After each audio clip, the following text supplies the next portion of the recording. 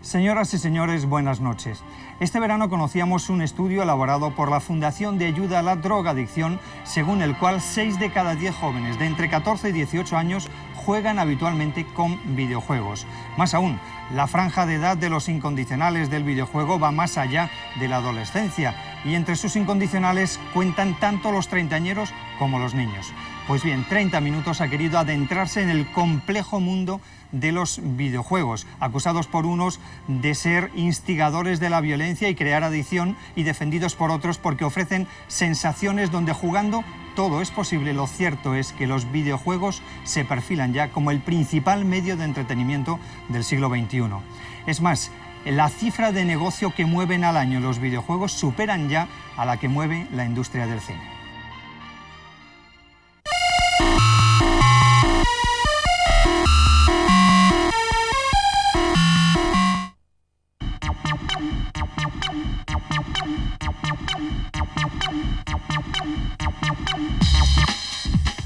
El año pasado, el negocio del videojuego facturó en todo el mundo cerca de 17.000 millones de euros, compitiendo en rentabilidad con los beneficios que genera el cine. El mercado mundial de jugadores se estima en más de 400 millones de usuarios, dilatándose a cada año más y más en su franja de edad. Con un sector dominado fundamentalmente por títulos norteamericanos y japoneses, España trata de abrirse camino, representando un 2% del mercado mundial. Con todas estas cifras, la industria tiene claro que los videojuegos hace años que dejaron de ser tan solo un juego de niños. Por si fuera poco, hay quien augura que esto es únicamente el comienzo. Sin embargo, sobre todo para muchos adultos, los videojuegos solo dibujan un panorama desconocido y desconcertante.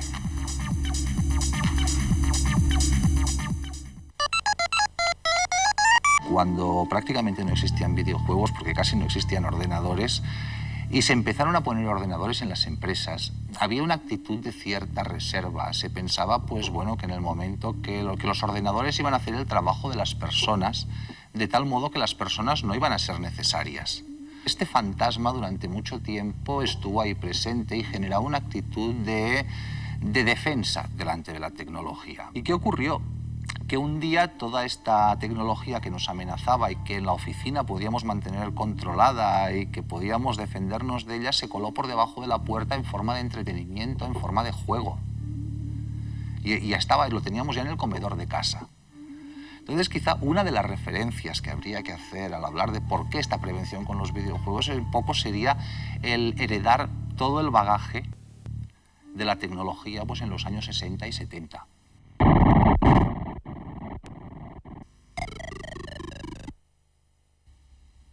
Aunque los comienzos reales del videojuego a mediados de los 70 están casi a la vuelta de la esquina, teniendo en cuenta lo rápido que ha evolucionado el sector, se trata ya de la prehistoria.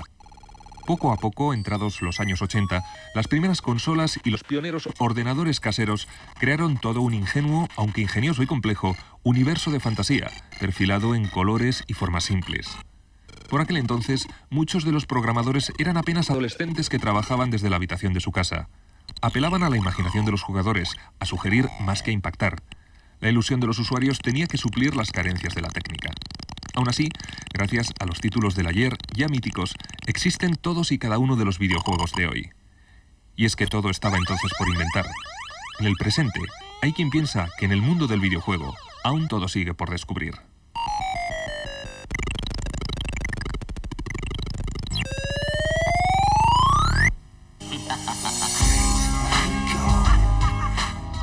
Aunque cada vez más población adulta se acerca a los videojuegos como usuarios, lo cierto es que los principales objetos de estudio sociológico han sido y son, dada su vulnerabilidad, niños y adolescentes.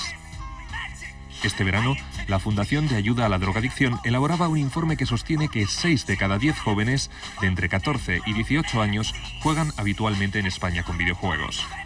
La edad de inicio estaría alrededor de los 12 años, si bien no existiría un perfil específico, ni social ni ideológico de los jugadores. El 15% de estos usuarios gastaría en videojuegos como media más de 60 euros al mes. El estudio, sin generalizar, advertía de los riesgos de algunos videojuegos.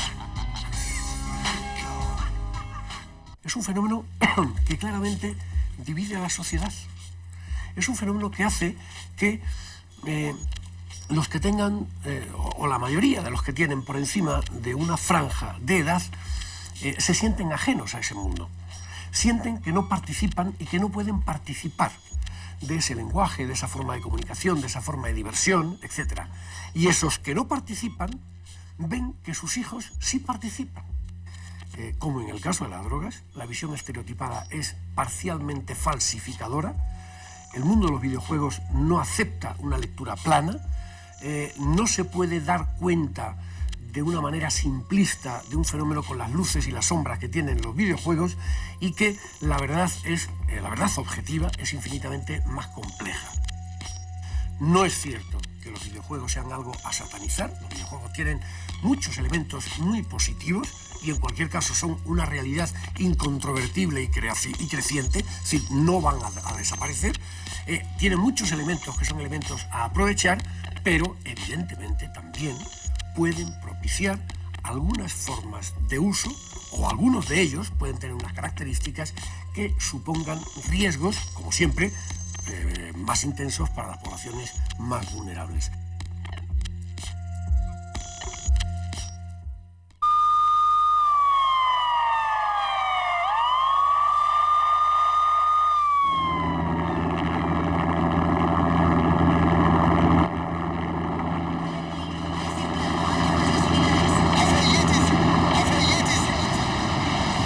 Todos estaban muertos.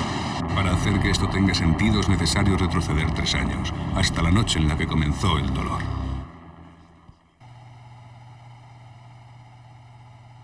Michelle, cariño, ¿hay alguien en casa? No me gustó cómo comenzó el espectáculo, aunque me habían dado el mejor sitio de la casa, primera fila en el centro. ¿Qué demonios? El principal debate que desde hace años rodea el vasto universo de los videojuegos es el recurso que muchos de los títulos hacen de la violencia como uno de sus principales atractivos. La violencia, igual que sucede con otros múltiples juegos infantiles, estuvo siempre presente de forma más o menos implícita, a veces simbólica, a veces cómica, en el videojuego durante sus primeros años de existencia. Sin embargo, fue en la década de los 90 cuando la mejora de los gráficos y sonidos en los videojuegos, algunos de calidad casi cinematográfica, suscitaron la alarma al pasar a mostrarse dicha violencia en toda su crudeza.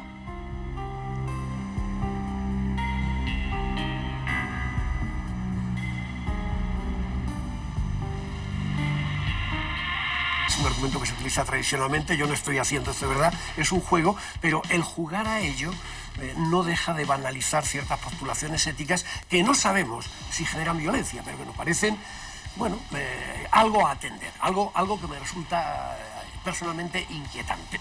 Hay dos contestaciones. Una es la que hace referencia a la teoría de la catarsis, donde el experimentar violencia en un videojuego actúa pues, eso, a modo catártico y te permite pues, descargarte y luego no tener un comportamiento violento en la realidad. Y la otra teoría propone que, o sea, es la teoría de la estimulación, que propone que el hecho de experimentar emociones violentas en un videojuego luego aumenta el riesgo de seguir experimentando estas mismas emociones. La teoría que más parece confirmarse es la de la estimulación. Es decir, el jugar con videojuegos de contenido violento genera violencia. Ojo, pero esto, dicho así, suena muy lapidario. A la hora de la verdad, lo que los estudios constatan es que el incremento sobre el nivel basal en cuanto a conductas hostiles, en cuanto a nivel de violencia, es un fenómeno pasajero, que desciende rápidamente en cuanto se deja de jugar. Y podríamos compararlo de manera razonable pues a la tensión o la hostilidad que se genera en un atasco de tráfico, por ejemplo.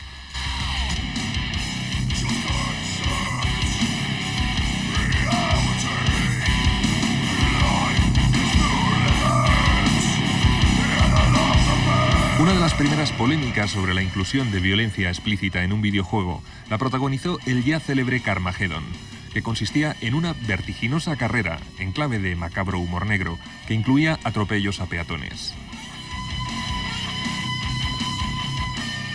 Se dijeron cosas muy gruesas de este juego Yo recuerdo unos titulares que hablaban de un juego que ofrecía matar mujeres embarazadas. Y realmente este personaje no aparece en todo el juego. Pero esto se dijo hasta la saciedad. Tampoco se dijo nunca pues, que este juego, que realmente sí que era criticable desde un punto de vista moral, de contenido, toda la sangre tenía un componente humorístico que no era despreciable. Mayor alarma se originó al suceder en Murcia en abril de 2000 el denominado crimen del asesino de la katana. Se sugirió que el parricida podría haberse inspirado en el conocido videojuego Final Fantasy. Miles de padres se mostraron desconcertados, la industria del videojuego indignada al considerarlo una falsa especulación. Yo no creo que la maldad esté en el videojuego y que por el hecho de jugar a un videojuego alguien se vuelva violento o tenga un comportamiento antisocial.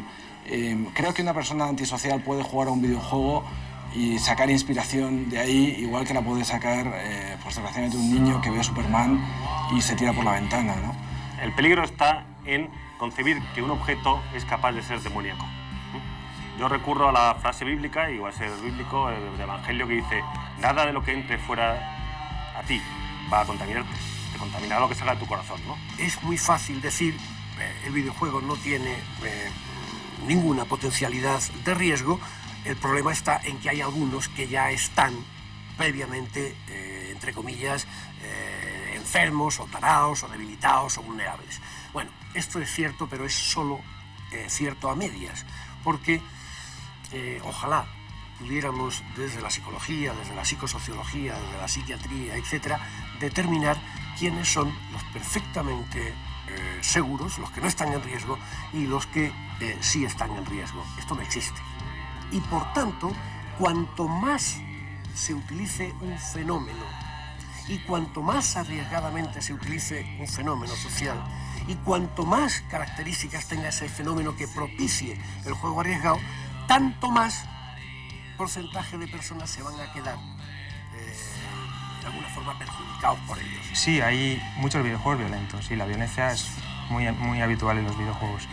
Pero estos videojuegos son para mayores de 18 años. Entonces, los mayores de 18 años, si les gusta la violencia, la hay en el cine y nadie dice nada. Entonces, aquí la cuestión es el tema del videojuego. Primero, que el videojuego llegue a quien tiene que llegar. Que los chavales menores de 18 años, hay juegos educativos, hay juegos sin violencia. Y la violencia para mayores de 18 años. Y por otro lado, aquí el problema no es videojuegos son malos. El abuso de los videojuegos es malo. Crazy money. Go ahead and pick a car and driver. Gina. Okay, let's play it cool. Autorregulación es el concepto que se maneja en la industria del videojuego a la hora de etiquetar productos por edades, para mayores de 18 años, 16, 13 y todos los públicos. Dicha clasificación se efectúa con arreglo a un código elaborado por la industria del videojuego en coordinación con el Instituto Nacional del Consumo. Sin embargo, muchos cuestionan si es suficiente dicho código. Las limitaciones radican en elementos superficiales. O sea, ¿por qué? Porque la industria es una máquina de vender. Por mucho que haya individuos detrás, es una máquina de vender. Y con lo cual lo único que querrá es hacer un barnizado de maquillaje para intentar que no tenga la apariencia hostil o no genere la presión que pueda generar. No va a hacer mucho más. Efectivamente, eso para la creación de videojuegos de repente te supondrá limitaciones.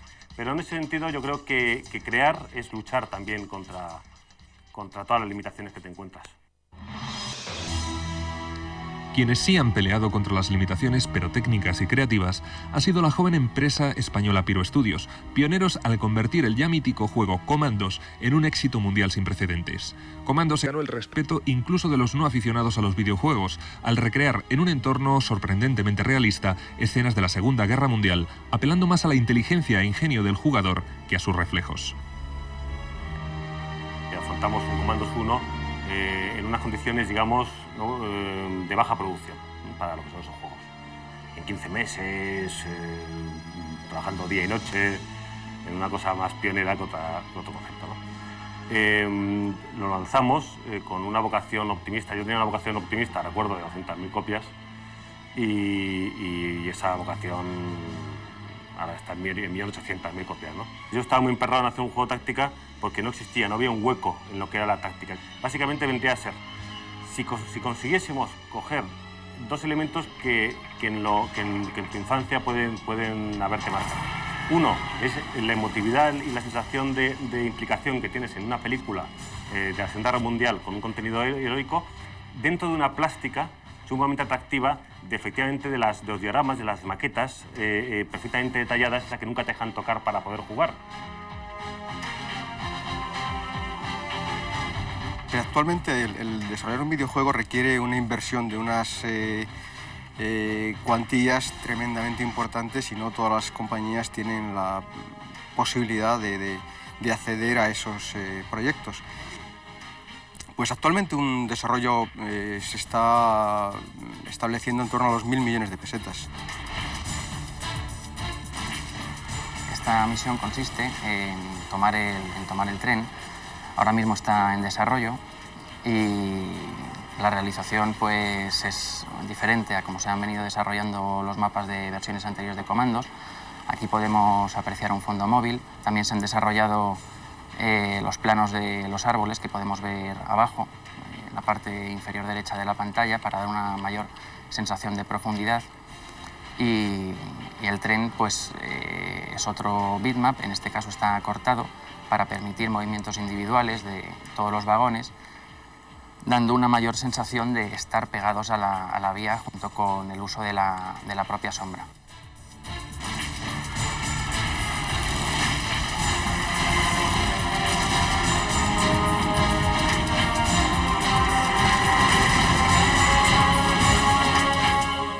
El proceso empieza por concretar la idea, y lo cual se hace en conjunto pues, en este departamento con el jefe de proyecto, el jefe de grafistas del proyecto, el director de la empresa.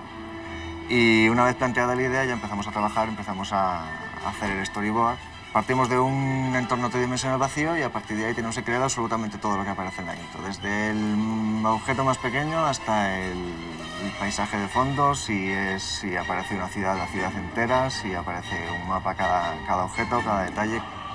Y si además a esas figuritas les pongo la animación, vamos a llamarle realista, que les da una sensación de vida sumamente desconcertante en ese nivel de detalle, ¿no? Entonces creo que conseguiré lo que quieres conseguir tanto en una película como en un juego, con cualquier reproducción, que es que la mente sea capaz de enajenarse con mucha facilidad y crear ese mundo. Eso si lo consigues, yo creo que ahí tienes un proceso de enamoramiento del espectador o del jugador, ¿no? Sobre todo que sea adictivo, sobre todo que enganche, que no puedas separarte de la pantalla. Es decir, la sensación esa de haber estado pasando, o sea, de haber estado 6 horas, por ejemplo, delante del ordenador y que no te hayas dado cuenta, eso significa que el juego es bueno. Pero ¿provocan o no adicción los videojuegos? Según el estudio de la Fundación de Ayuda contra la Drogadicción, presentarían elementos comunes con otras adicciones. Sin embargo, otros estudios psiquiátricos quitan hierro a la cuestión, asegurando que la adicción, en sentido estricto, esto es, con pérdida de libertad del jugador, se da solo en casos aislados y por razones externas al videojuego.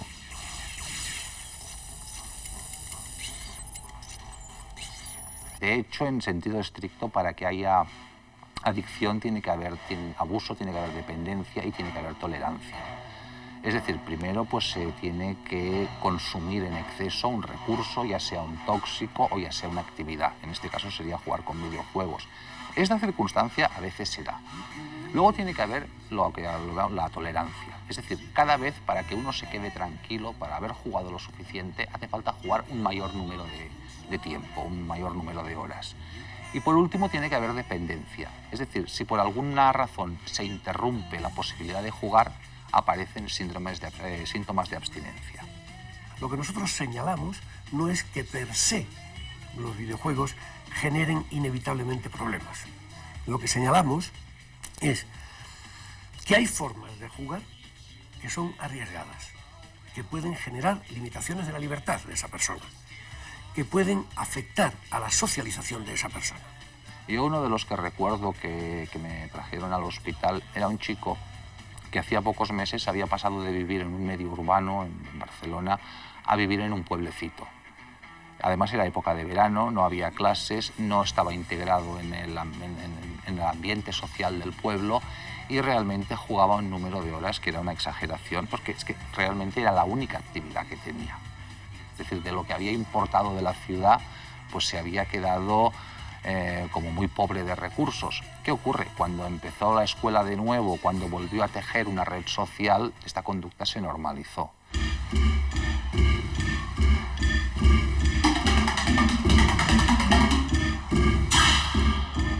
Uno de los principales argumentos para contraatacar la idea del jugador aislado y solitario está en el auge que han experimentado las denominadas salas de red.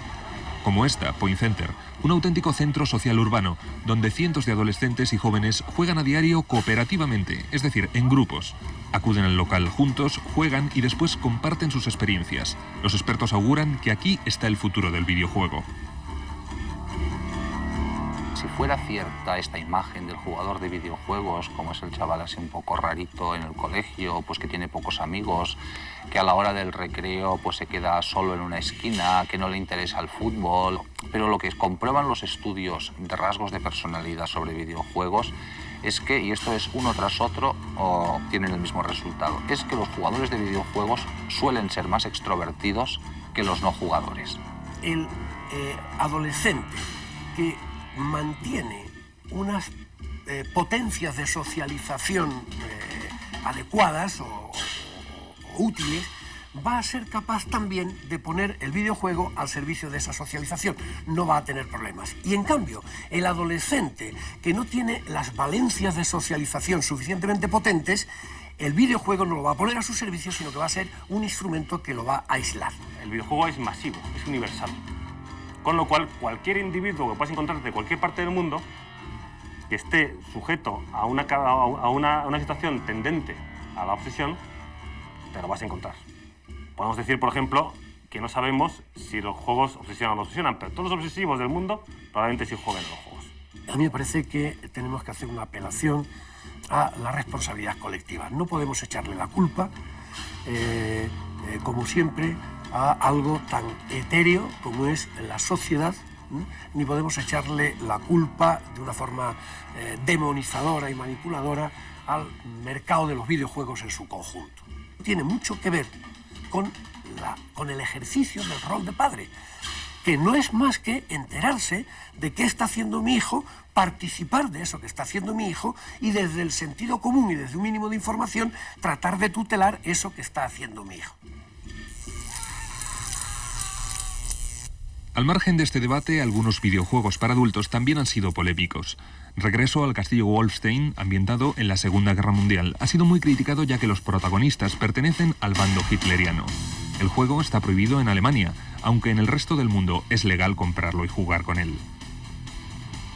Más peligrosa es aún la utilización que se ha hecho de algunos videojuegos en Internet como vehículo para transmitir ideas abiertamente racistas. Este año, la Liga Antidifamación estadounidense denunciaba algunos ejemplos como limpieza étnica, hombres S.A. o disparar a los negros, juegos que pueden adquirirse, descargarse y probarse desde páginas web neonazis que niegan el Holocausto y defienden la supremacía blanca. Menos polémica, aunque también criticada, ha sido la iniciativa del ejército norteamericano de crear el videojuego American's Army, una simulación del entrenamiento de un soldado, cuya página web incluye a su vez un vínculo con la página del ejército estadounidense con el fin de alistarse realmente. Igualmente insólito ha sido el regalo que han hecho Microsoft, Nintendo y PlayStation al donar cientos de sus consolas de videojuegos a los marineros de todos y cada uno de los 72 submarinos que posee la Marina norteamericana. La cultura del videojuego no solo va en el futuro a marcar formas de comunicación, sino hoy por hoy ya las marca. Por ejemplo, si hiciéramos un recuerdo de cómo nos han comunicado la guerra de Irak, veremos que es un gran conflicto donde apenas hemos visto víctimas. No establecen víctimas, todo era una especie de pantalla donde se veía pues el avioncito que apuntaba al objetivo y limpiamente lo fulminaba.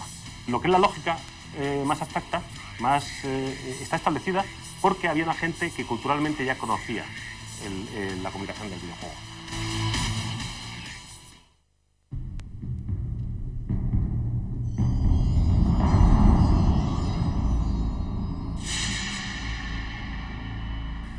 Hablar de videojuegos hoy día implica inevitablemente hablar también de cine, y viceversa.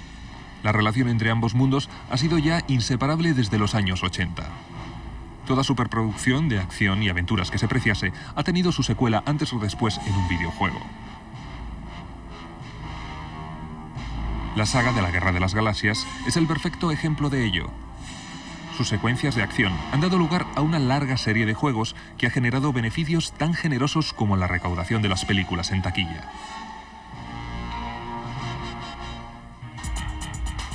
Pero no solo eso.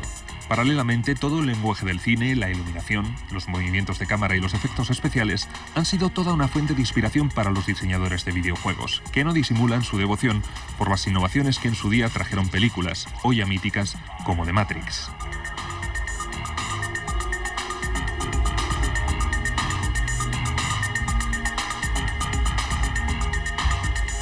O también Salvar al Soldado Ryan, por poner tan solo dos ejemplos.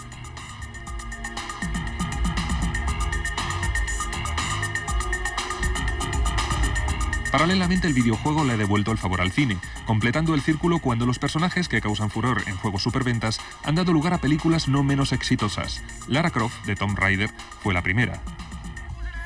Resident Evil ha sido la última.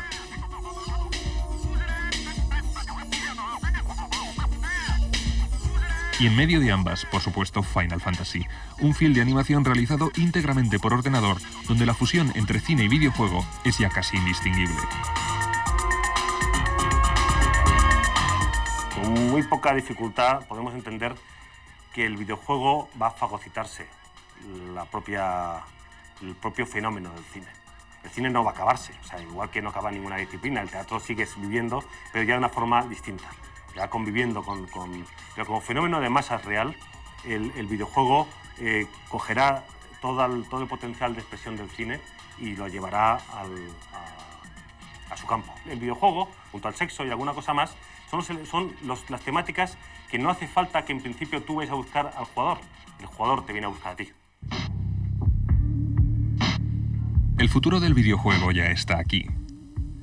Con la llegada de ordenadores domésticos cada vez más potentes, el detallismo de los gráficos en los juegos ha evolucionado hasta límites insospechados. A esto hay que añadir que la realidad virtual está llamando ya a las puertas del mundo del videojuego. Todo ello plantea incertidumbres. ¿Puede llegar el jugador a confundir su vida real con la ficción?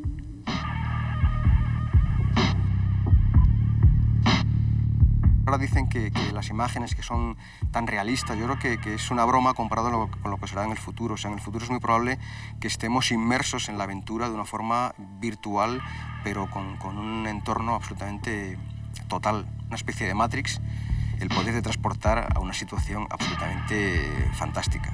Pues probablemente con el uso de la realidad virtual va a pasar igual, nos va a plantear desafíos éticos que tendremos que releer con una mirada nueva. Y a mí el realismo no me parece malo, me parecería negativo el realismo al servicio de la búsqueda de determinados impactos emocionales. Tendemos a creernos que el mundo viene a nosotros. Entonces, enseguida la imaginación tiende a creerse que nos van a meter unos guantes, que nos lo van a meter, ¿no? Unas gafas, y que nosotros vamos a movernos ahí. Eso ocurrirá, pero no es un fenómeno que ocurra por defecto. Paradójicamente, y para descubrir lo desconcertante del ser humano, nosotros no meteremos la mano en ningún mundo. El mundo virtual se nos meterá en nuestra casa, con todo lo bueno y lo malo que tenemos.